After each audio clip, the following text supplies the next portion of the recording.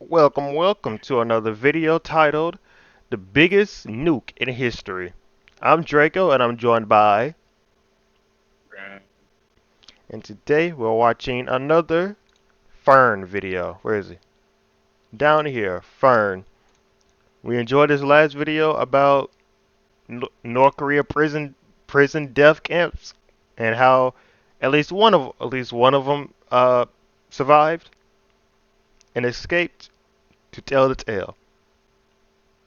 But now we are learning about the biggest nuke in history.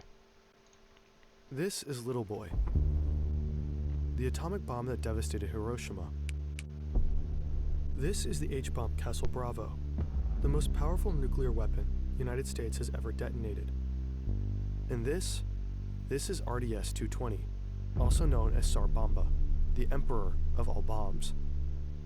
It was built in the Soviet Union, and here it was called Big Ivan. Russia recently declassified secret footage of its 1961 detonation. Одна, ноль.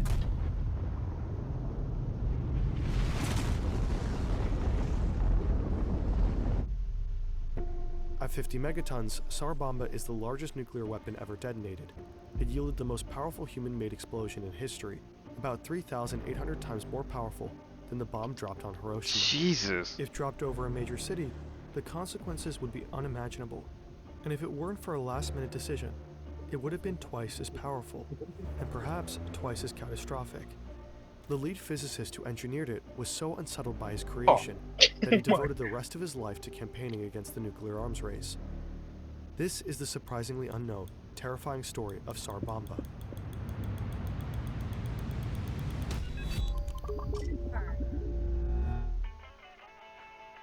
It's the end of the 50s. The Soviets and the Americans are neck and neck in the nuclear arms race, but the Americans are winning, and Nikita Khrushchev, leader of the Soviet Union, knows it. Tensions between the two superpowers have cooled down a bit in recent years. Khrushchev and US President Eisenhower have recently met, and both expressed a desire for more harmony. In 1958, they both agreed to a voluntary test ban moratorium on nuclear weapons. Worldwide, many are hopeful that a peaceful coexistence is on the horizon. In May of 1960, the Soviet Union and the United States are scheduled to meet in Paris for a summit. One of the main points on the agenda is disarmament. They hope to formalize a test ban treaty of nuclear weapons. Both leaders, and the world at large, are well aware of how existentially dangerous nuclear warfare is. But just a few days before the summit, it all goes south. Tensions bubble to a rolling boil when an American spy plane is shot down from deep within Soviet territory. The Americans claim that it was just a weather plane that's been blown off course, but the Soviets are able to present evidence that the plane was indeed used for espionage. The captured pilot admits he works for the CIA. The Americans' lie turns into a PR disaster for the Eisenhower administration. Khrushchev opens the Paris summit with an enraged rebuke of the United States. He demands an apology from Eisenhower. The US president refuses, and Khrushchev storms out. No treaty is signed. Khrushchev thinks he needs to show the world how tough and formidable the Soviet Union is. He's famously prickly, impulsive, and aggressive. And few ugly. Years ago, he told Western powers, "History is on our side. We will bury you." Now is the time to put his...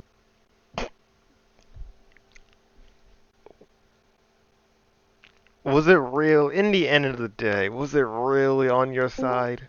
What the?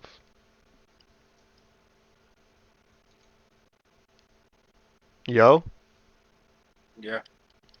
everything good now? Hello? Yeah, sorta. History is history is on our side, and we will bury you. Stated by the Soviets. By the Soviets? Yeah. Sounds like something they would say. I mean, judging by recent decades, Strong support us. He's famously prickly, impulsive, and aggressive. and ugly. A few years ago, he told Western Yeah. powers, "History Like a pig. Go back, go back, go back. impulsive, Oh my god.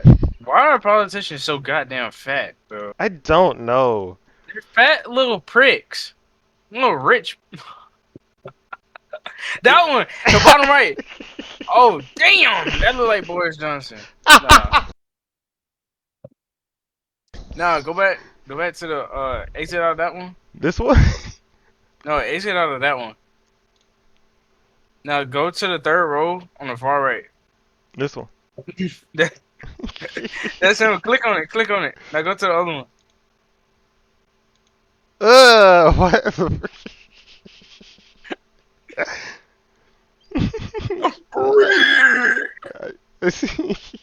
Shit. Come on, I mean, come on. That's like calling Xi Jinping Winnie the Pooh. He do not look like Winnie the Pooh, bro. Apparently, it's banned over there, and he doesn't like it. So Cause people who call him that all the time. He was like, I'm sick of it. again, he's a. I think somebody should make a bomb named or made out of Winnie the Pooh stuffed bear and ship it to his house. I mean, look at me, look at this man. This is an No, bro. ugly looking He, bastard, bro. look, look. I'm gonna be honest. Out of all the Asians, Chinese is ought to be one of the least. Attractive. Uh, yeah. Like, look at this man, bro. He doesn't. They Like, look at they this. raisin. They do not age. Like, look at this smile. You could barely see his I'm eyes. sorry. I love my Asian women, but especially especially especially the men, bro. They raisin. Like, it's They like don't. in They every don't. picture, you can barely see his. Ugh. They don't. They don't Ugh. age well. Yeah. Okay, but who made this? Like, it's like I don't know. Something about this man in particular. Like, if he's smiling even a little bit, you cannot see his eyeballs. I, ugh. I hate it. And aggressive. A few years ago, he told Western powers, "History is on our side. We will bury you." Now is the time to put his money where his mouth is. Because of the temporary ban on testing, innovation efforts on both sides of the arms race have slowed. They're both focused on steadily growing their Oh my. supply, building more bombs instead of developing new tech. Not all breakthroughs have to be destructive. Sometimes technology is being developed to help us, like Udu's all-in-one platform, Udu! giving you everything you need to manage your own business. For example, Udu your business. QR code. This video is way too old. Oh yeah, way too old. Scan this QR But code or visit fern.deal/udu25 and start building your own if you want to support him, go check out his channel and subscribe to his channel website for free. or their channel. In 1961, Yay. the Americans inaugurate John F. Kennedy as their new president. Khrushchev has no respect for him. He sees him as young, inexperienced, and weak. This might be Bro, look at your. I'm sorry. Good God, bro. the perfect moment to show the world what the Soviet Union is capable of. So he summoned scientists from Artemis 16. What, having a poor economy? Having long lines outside of stores? Is that what you present us? The Soviet Los Alamos to the Kremlin. He What? tells them it's time to break the test ban moratorium and start testing nukes again. One of these scientists is Andrei Sakharov. He's a star physicist for the Soviet effort. He led the creation of a staged thermonuclear weapon, independently of any intelligence gathered from the Americans. He's called the father of the Soviet hydrogen bomb. But Sakharov has become uneasy with his role in the arms race. He's found that even testing the weapons is catastrophically lethal, even if no human is within the blast radius. Well, He's duh. calculated That's why that for every Oppenheimer megaton was of nuclear weapons like detonated, depressed. there would be over 6,600 premature deaths worldwide, due to God, cancers and Lee. genetic abnormalities produced by the 6,000 radioactivity. deaths? Even if these deaths occur very gradually, over thousands of years, his conscience still can't take it. So he tells Khrushchev that it's unnecessary to test anymore. Isn't it enough to have built the bombs and only use them in an absolute last resort Holy scenario? true. They already know their tech is good. Khrushchev is furious. Sakharov, don't try to tell us what to do or how to behave. We Wow. understand politics. I'd be a jellyfish and not chairman of the Council of Ministers if I listened to people like Sakharov.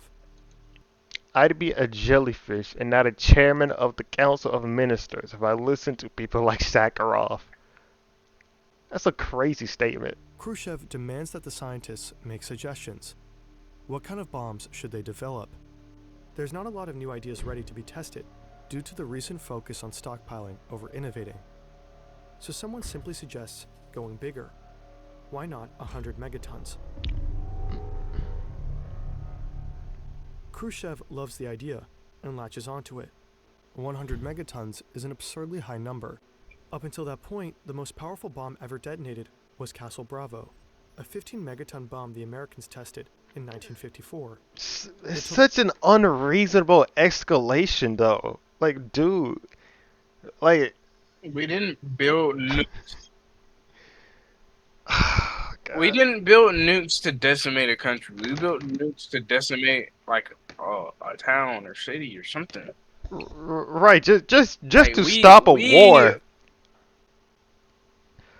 But yo, I feel like we developed the nuke as a ultimatum.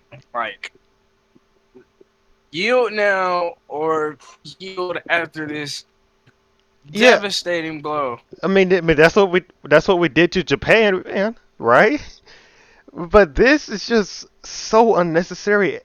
It's just so unnecessary. Like, I'll understand it if it was 30, 35, 40 megatons, but 100, that's literally overkill, dude. That's not even an overkill.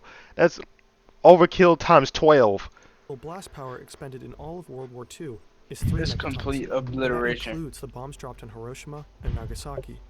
Previous plans to test bombs in this megaton range had been halted Boy, because the that thing effects is of a such a large sizable weapon were vehicle. unknowable. Didn't we talk about this like a year or so ago as well? Yeah, we were talking about who made the biggest bomb. Scientists weren't able to reliably predict meteorological conditions at the time, which would affect the It severity was a of the SAR radioactive bomber, but we fallout also and had how one far of the the particles. under wraps that we built, like America. Yeah, We had one. I can't remember how big it was, but I think it was called Sundial or something like that. Could travel. For all they know, such an enormous blast could engulf Moscow in a cloud of poisonous radiation. You What could think? even be gained from testing 100 megatons? For Khrushchev, it's obvious. The Soviet Union would assert its dominance. Let the 100 megaton bomb What is up hang with over the this? capitalists. Bro, all Russians are built this point. That's the same thing Putin literally tried to do. And blew himself up, like what? 4 times in the past 2 years? I mean, 3 years? I, I don't understand it with. Oh my god. Would assert its dominance. Let the 100 megaton bomb hang over the capitalists like a sword of Damocles. God, you can't. But I ain't gonna lie. The SAR bomber was a flex. Yeah. Call a spade a spade. It was a flex. It was a good one. Which is why we should have did a 200-ton bomb. No. 1,000-ton bomb. Oh god. No, not 1,000. 10,000. That A would million. actually a tenth. Yeah. At that point, we would literally destroy the world with one explosion. An entire The continent. race Oh me. And if we're being honest, they're probably gonna test it in Africa. Perfect place. I mean, just a bunch of black people running around. Who cares about them for real? I mean, Just not. the And then why not screw over the Africans? And while at the same time, the European empires are decolonizing, just giving them independence. It's crazy the work. biggest, deadliest bomb the world will ever see is underway. Sakharov is still uneasy about the risks of testing nuclear weapons, but he's the best of the best, so he ends up leading the team of physicists. He hopes that this, at least, will be the last atmospheric test ever required. Maybe from this one absurdly big blast, the Soviet Union would learn what they need to know and move on. That, unfortunately, would not be the case. The project's timeline is grueling. Khrushchev insists that from initial conception to detonation, the scientists get exactly 16 weeks. So Sakharov's team is building while still designing. In just 4 months, they whip out a design for an entirely untested yield range. They build the bomb, They construct the fissionable and fusionable materials into the correct shapes and formulate a plan for an allegedly safe test. They hope for the best. The team is forced to skip crucial parts of the design process. There isn't even time for mathematical analysis. Instead, they're working with approximations. Doubts start to creep in. Will it even work? And how dangerous is this really? Either way, they're about to find out. In October 1961, Khrushchev formally announces to the world that the Soviets are retreating from the test ban agreement. He cites US aggression as the reason. Of course you do. Of course he does. Just literally just like Putin. They always say they're at war with Europe. So why not? Bro, what? Oh my God. They're at war with nobody but their own ego, bro. Right. I Like, bet it's not even the people that live in Russia that care about having dominance. They just want to live. And when it's their, dictator, it's just like, c- yeah, I want to assert my dominance because I got a little peen. cause I mean, like, I get it, cause like America and the Soviets are the two largest powers, so of course we're gonna have massive egos. But at the same time, when is it just? I don't know, man. When is enough is enough? Yeah, like Never. when is, yeah. Cause if, I mean, we don't do that. At least not anymore. Because we yeah, have no reason to. We're already at the peak. We just want diplomatic and then peace. yeah. Unless, but Civil wars we can't take no part in. But yeah, if it's cause something like Russia Ukraine, where it's two countries fighting, or I or mean, just think about it. or just like the threat Okay, of an invasion, say like North Korea, South okay. Korea, Think China. about it this way. Think about it this way. If Russia gets or had gotten Ukraine in the way in the fashion that they said they were going to take Ukraine, they would get way too in over their heads, and then they're going to do something that's Oh going to yeah, start World War III. right. Cause I mean, if they did take over Ukraine in, let's say, 2 weeks, as they always said, it, then to them, who's gonna stop them? They took over Ukraine. Who's gonna stop them? There's just And they gonna. already went for what? Didn't they already try to take over, or did they already take over Georgia? Yeah, no, they're trying to. They tried to. They're gonna go for Georgia, Azerbaijan, Armenia, and no one's stopping them. I mean, sure, that might freak us out a bit, cause Turkey's in NATO. They're over there as well. Iran might get a little nervous because it's like, okay, what if Russia keeps going south of their border? And then at the same time, it's like, okay, well, what's the need for Belarus? If you just keep on winning, might as well annex them. And then obviously they could just insert the dominance over Central Asia again. Boom, basically the Soviet Union changed from a quote unquote capitalist system to a communist system. Boom, the USSR is back. Think about it this way: if they invaded into Asia, China gonna feel some type of way. That it, yeah. I We thought we were on the same team. Now, Putin, I'm not so sure because him and G are kind of like best friends. But yeah. put it in perspective. What if he did? China feels some type of way, Then and boom, yeah, cause war. you got those regional powers like you got Iran. They're gonna feel some type of way because now they're bordering Russia Mongolia. again. Mongolia might just be like, "Hey, I'm not here. Don't look at me." Unless they'll they actually get touched, yeah. they're gonna feel pressure for sure, though. Yeah, and then obviously China's gonna reach its hand into Central Asia, but now since Russia's pulling back into it, they're kind of like smacking their hand away from their territory or spheres of influence. And who knows? They might even try to get back into Afghanistan or Pakistan.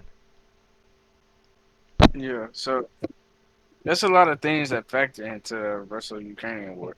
If we're thinking about perspective of how they've been acting or could act. Right. And then because of that, it might they might they would just as it they could just pressure they could pressure China into like, hey, I'm the big boy now. I'm the big boy again. So you do what I say this time, or one as you or once again. You know, he ain't gonna take that like. Oh And God. even then, the military power to back it, at least.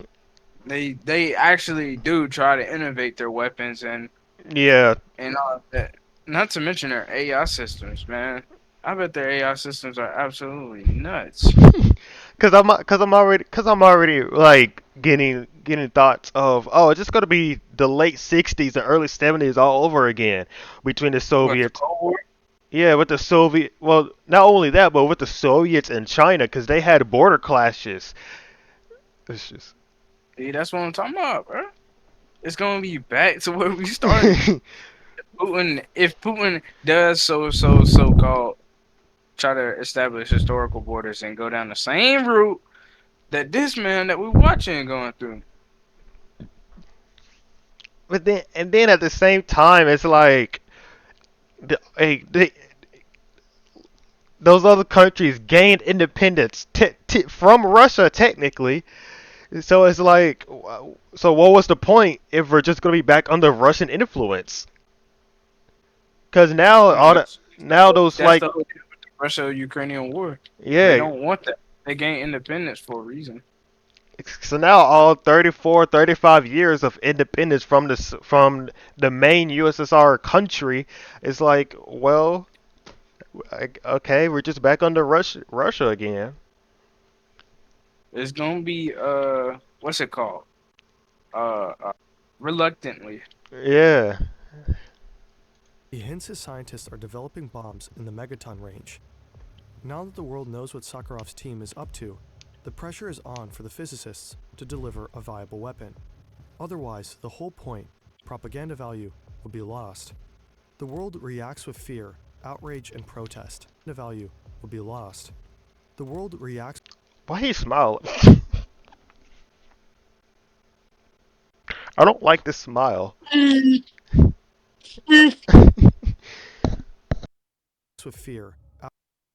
What is this? We have no right to test. Women strike for peace. Stop with nuclear. You know. Outrage and protest. In response, the Americans abandoned the test ban moratorium as well and started vigorously testing nukes again themselves. The Kennedy administration denounces the Tsar Bomba as pointless terrorism, nothing but a propaganda weapon. You think that's worse than terrorism? Classified documents Pointless indicate terrorism. that Kennedy's administration considered emulating it, all while denouncing it publicly. What? Indicate that Kennedy's administration considered emulating it. Of course. Why not? The United States government considered this matter carefully several years ago, and it concluded that such weapons would not provide an essential military capability. You think? All while Who got the denouncing it biggest publicly. wiener? The UN Literally. appealed to the Soviets to cancel the plan, but Khrushchev pushes forward. At the end of October, Tsar Bomba is ready. It is in and of itself enormous. A weapon with 100 megaton explosive power needs a lot of uranium and fission fuel, so Big Ivan is roughly the size of a school bus. Oh my God. Bro, like I said, the size of a whole vehicle. there's no need, man. Oh my God. 8 meters long and weighs Oh 25 my tons. The bomb is so What? Dude. Oh my God. I don't know, bro. This is. bulky that it needs its own specially modified plane to deliver the payload. Of course it Oh, It no, does. doesn't really make sense to make bombs this big. shit, It's I just wouldn't not be strategic. surprised if you took a big ass chain and then took two planes to carry It's that just bitch. right there. Look at this. Bro, I'm sorry. That plane is way too big. That bomb is way too big. quote, the Western countries will see that, immediately take that down in case of an actual war. Like that's not gonna do. That's not gonna do anything in actual warfare. You really think Imagine this is swallowing gonna the ocean. real life bikini? SpongeBob will emerge. Oh God. Bikini bottom. If More like actually used bottom in of that battle, bikini Tsar Bomba would atoll. be easy to Oh, spot lumbering through me. the sky and could be quickly shot down, Exactly. and it's too bulky to deliver via missile. In the decades since Tsar Bomba, the nuclear weapon states have focused on developing smaller warheads. These are far easier to deploy. The largest nuclear weapon in the US arsenal today is about 40 times less powerful than Tsar Bomba. Even in 1961, it was generally understood that bigger isn't necessarily better. That's because explosive power doesn't correspond one-to-one with blast damage. Explosions scale at the cubic root, not linearly. So while a 100 megaton bomb indeed releases 10 times more energy than a 10 megaton bomb, it will only damage about twice as much area. American newspapers at the time characterized Khrushchev's experiments as not only horrifying but idiotic, pointing out that if 5 weapons at 5 megatons each are detonated, they will cause damage to far more area than a 150 Then one megaton super bomb. And these crazy. smaller bombs are far easier to deliver. Mm. But actual use is not the point of Tsar Bomba. It wasn't built for This war, is the test. it was built for glory. It's meant to make the world tremble at the thought of Soviet power.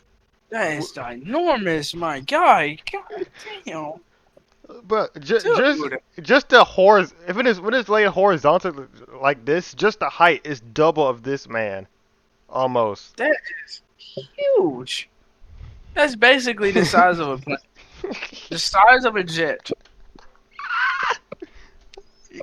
Like it's just a standardized F-16. It's basically bigger than that. Oh, Or just It's a city destroyer, to be used only as an absolute that's not a city destroyer. What are you? That's I mean, it is. It's a city obliterator, but nothing more than that. Like it will decimate a city, no doubt. That's if they can get it there. Imagine how much fuel it's need Oh to my God, bro, that junk. light it. Like I said, it can like he just said, it can easily be shot down. blast. It's not practical. The blast damage radius could be roughly calculated. The remote Arctic island, Novaya Zemlya, is chosen as a test site. It's one of the main nuclear test sites of the Soviet Union because they figure it's far enough away to not bother any humans. But radioactive fallout is more difficult to predict. It can vary considerably with weather conditions and weapon design. Scientists have been surprised before. The 1954 Castle Bravo test produced far more radioactivity than anticipated, requiring evacuation of the islands downwind from the test site. What is known at the time is that thermal radiation scales better than blast damage in relation to explosive power, meaning a bigger blast generally means more radiation. Obviously. Sakharov can't stop thinking about all the lives it will take. He's taking great care to make the Tsar Bomba as clean as can be. It's designed to minimize the release of radioactive fallout as much as possible. But still, even a relatively clean nuke like Tsar Bomba isn't safe. According to his calculations, the test of one clean 100 megaton weapon will release enough radiation that, over time, will cause 660,000 premature deaths. Oh. Deaths he would be partially responsible for. So he makes one last-minute, drastic change in design. Right before the weapon test, he suggests using an inert substance like lead instead of uranium-238. This will cut the blast yield down from 100 to 50 megatons. Khrushchev agrees. He's facing a lot of backlash, so scaling back might be politically smart.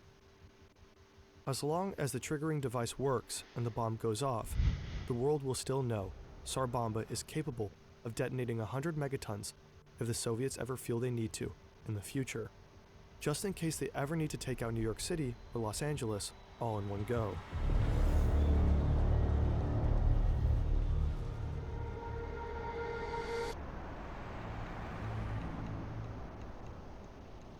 The pilot carrying Big Ivan soars to 10 kilometers above the archipelago, Novaya Zemlya. A smaller plane flies alongside him, ready to film the blast and monitor the fallout. What if The engineers believe the crew only has a few. what if we shoot the plane out the sky? Or what if somebody shot the plane out the sky and a bomb detonates several thousand feet in the air? what would happen then, because it's too big to go covertly, even if you do it at night. But even then, we do it at night. There's gonna be guards and whatever. Not guards, but And lights on the plane. yeah. So, what's the word I'm looking for? Night operatives or something. Not to mention if we have automated targeting systems that don't need Yeah, user yeah, input. yeah. 50% chance of survival. Big What? Evon, the engineers believe the crew only has a 50% chance of survival. Big Wow. Evon is designed to detonate midair. To give the crew even a chance of escape, the bomb is outfitted with a massive parachute meant to slow the bomb's descent. It should be enough time, fingers crossed. At 11:32 Moscow time, from 4,000 meters above the ground, the bombardier drops the bomb. What exactly makes Tsar Bomba so powerful is still, partially, a mystery. Russia continues to guard that secret. What we do know is that its design is most likely different from other thermonuclear weapons. Normally, a thermonuclear weapon or hydrogen bomb consists of two stages. It's a nuclear bomb within a nuclear bomb. The first stage uses nuclear fission, or splitting atoms to produce immense heat and pressure. This triggers the second stage, nuclear fusion or combining atoms, where far more energy is unleashed. Fusion of hydrogen isotopes under extreme temperatures releases an incredibly powerful explosion, far stronger than a single-stage atomic bomb, like the one dropped on Hiroshima. The Tsar Bomba, however, is a three-stage hydrogen Jesus. bomb with an unusual triggering mechanism. What sets it apart is that it most likely uses two near-simultaneous primary triggers to ignite the third stage more evenly and symmetrically, maximizing its explosive power. While other three-stage thermonuclear weapons exist, the innovative use of synchronized primary triggers is unusual, if not unique. It's long been considered extremely difficult to achieve synchronization of primaries, but somehow Sakharov's team managed. When you detonate a thermonuclear weapon, you force something into existence unlike anything else on Earth. The first fraction of a millisecond is just a luminous flash. It's silent. Light has no sound. But don't look at it directly. It could cause blindness from more than 80 kilometers away. Dang. Tsar Bomba's flash is seen from 1,000 kilometers, or 630 miles away. Okay, but who actually lives in this red circle though? It lasts for over a minute, far longer than any other nuclear flash before or since. Then, tremendous Jesus. heat. The light superheats the air to 100 million degrees Celsius. Oh my god! You're I getting. didn't know that was a measurement. Bro, you are already cooked, my man. 1,000,000? Bro, dude, you are literally evaporated. Exactly, bro. In an instant. Oh my god. That's 4 to 5 times hotter than the center of the sun. A high pressure Why? 4 times? Hotter than the core of the sun, bro. A Oh, ball, a lava. oh my freaking good god, my man. That Just is not even overkill. that's literally an extinction rate, bro. fireball erupts violently and expands at several million kilometers per hour. What Jeez. follows is a thunderous blast. It's likely the loudest human-made sound in history. After about 10 seconds, Tsar Bomba's bright orange fireball grows to a radius of nearly 5 kilometers. Why? The fireball engulfs everything in its wake. The ice-covered archipelago is now red and scorched. Anything in the ring of absolute destruction, 35 kilometers, is vaporized. Ground zero is completely leveled. Nothing. No trees, no buildings, no rocks remain. 35 seconds pass. The fireball balloons above the earth, and the iconic mushroom cloud emerges, presiding over the hell unleashed below. It's 64 kilometers above the earth, 7 times higher What? than Mount Everest. Oh, okay. Casual. Right, 7 times higher than Mount Everest. Oh. It's 64 kilometers above the earth, 7 times higher than Mount Everest, soaring above the stratosphere and piercing the mesosphere. All this creates a shockwave felt all around the world, all the way in New Zealand. It encircles the globe not once, not twice, but 3 times. Tsar Bomba's shockwave catches up with the planes that are 115 kilometers from the point of detonation. They drop nearly a kilometer and are nearly downed, but the pilots manage to recover control and survive. 55 kilometers away from ground zero, all buildings in the abandoned village of Severny are completely destroyed. 1,148 kilometers away in Soviet territories, houses collapse and radio communications fail. Windows shatter as far away as Finland. Dude. God. Oh, window shutter and shockwave. Yeah, in Finland, windows shattered and Soviet territory houses collapse. Wow, dude, Like, but this. it won't affect humans my ass. Jesus. But Big Ivan's detonation In doesn't Soviet kill anyone territory, by the directly. way. If Tsar Bomba were dropped on a city as large as New York or Washington, D.C., it would be instantly demolished. All of New York would be incinerated. Concrete would explode to vanish without a trace. Metal would evaporate. That explosion was so crazy, my stream started lagging. Tsar Bomba's fireball never made contact with the ground, and so its radioactive fallout was relatively small compared with its yield. It is considered one of the cleanest nukes ever dropped. Still, its radioactivity was caught in the stratosphere and encircled the Earth for years, dispersing all across the globe. Oh, thank you. In 2018, Russian scientists found significantly high levels of radiation trapped in nearby glaciers. Those glaciers are melting at record speed into the Barents Sea, a sea that yields up to 4.5 million tons of fish per year for human consumption. Glaciers that were previously sinks of atmospheric contaminants are now becoming secondary sources of radioactive fallout, which environmentalists predict will become increasingly relevant in the coming decades. Due to Tsar Bomba and 120 other nuclear detonations at Novaya Zemlya, indigenous populations living nearby have been exposed to significantly high radiation levels. They experience higher levels of chromosomal diseases and birth defects than other populations in Russia, facts that only emerged later because the Soviet Union covered up incidents of radiation sickness. Some locals call it the archipelago of death. Just after detonation, the Tsar Bomba test is condemned internationally and domestically. Sakharov emerges as a vocal critic of nuclear testing and of Soviet leadership. He campaigns vigorously for an end to atmospheric testing. For his efforts, he receives the Nobel Peace Prize in 1975. The Kremlin permits him from leaving the Soviet Union to receive the award. In response to public pressure, the United States and the Soviet Union signed the Partial Nuclear Test Ban Treaty in 1963, which prohibits atmospheric testing. First, I'm sorry. The United Kingdom of Great Britain and Northern Ireland.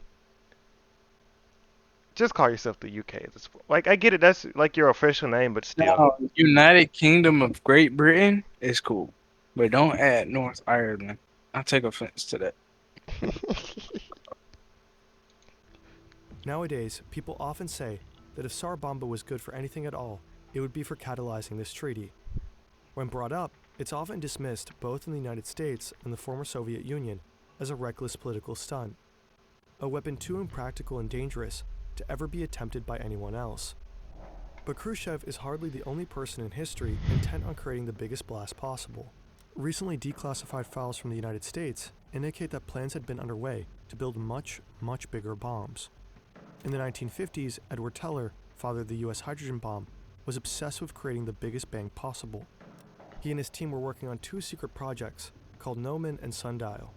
Gnomon would be a 1,000 megaton bomb to set off Sundial, a 10,000 megaton bomb. We literally. Oh, we actually. Said, we legit said those numbers, bro. we were saying it as a joke. I didn't think that was actually trying to do all this. And we were going by tens to 1,000 to Oh 100. me. Nah, that was legit numbers. Bomb was obsessed with We're creating double the biggest agents, bang man. possible.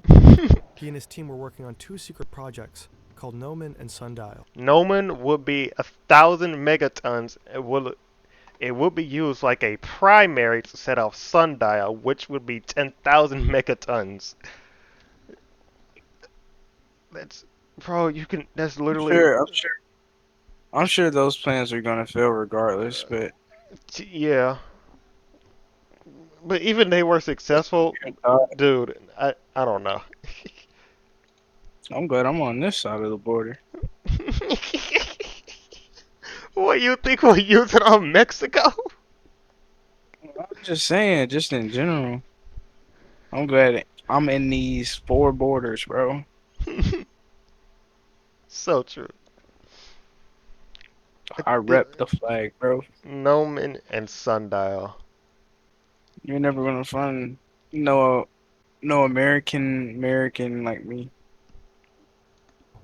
Nomen I would be a seen the national 1,000 anthem megaton in bomb my to sleep. set off Sundial, a 10,000 megaton bomb. That's 10 billion tons of TNT, 670,000 times the power 10 of Little Boy dropped on billion Hiroshima. tons of TNT. Again, just why? There's no.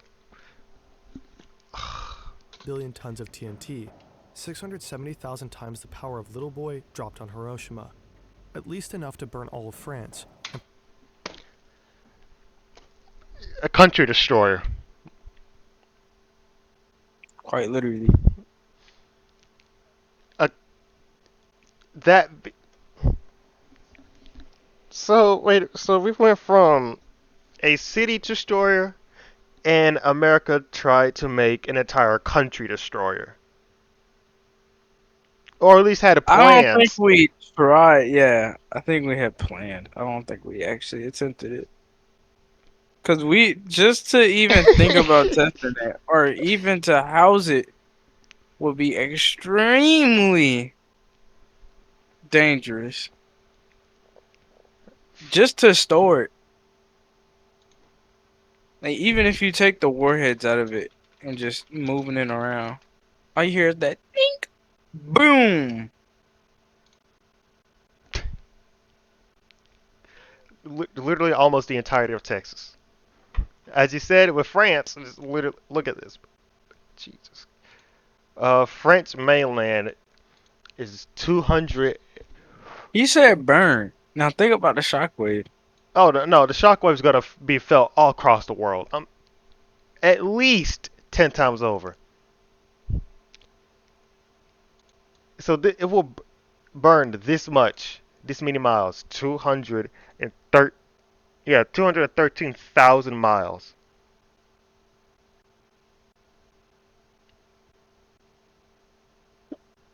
Again, Yo, there's huh?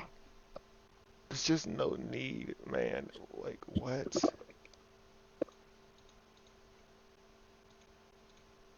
And perhaps, much worse still, nothing close to that scale has been tested, and we don't know if the traditional laws will apply at that level. When Teller first proposed sundial at a secret meeting in Los Alamos, most of the scientists present expressed horror. Such an enormous blast could poison the entire planet. Unbothered, Teller and his team continued to build Nomen, and even planned to test it. And when the US military learned about the project, there was considerable enthusiasm for realizing sundial. Of course, the military would express joy in it. But thankfully, the test never occurred. Nah, this is a fantastic video. I enjoyed this very much.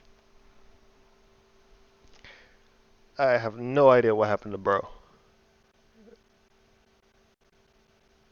But if you did enjoy this video, click that like button, subscribe if you're new, and subscribe to Fern as well to support him. Well, he has a team, so support them.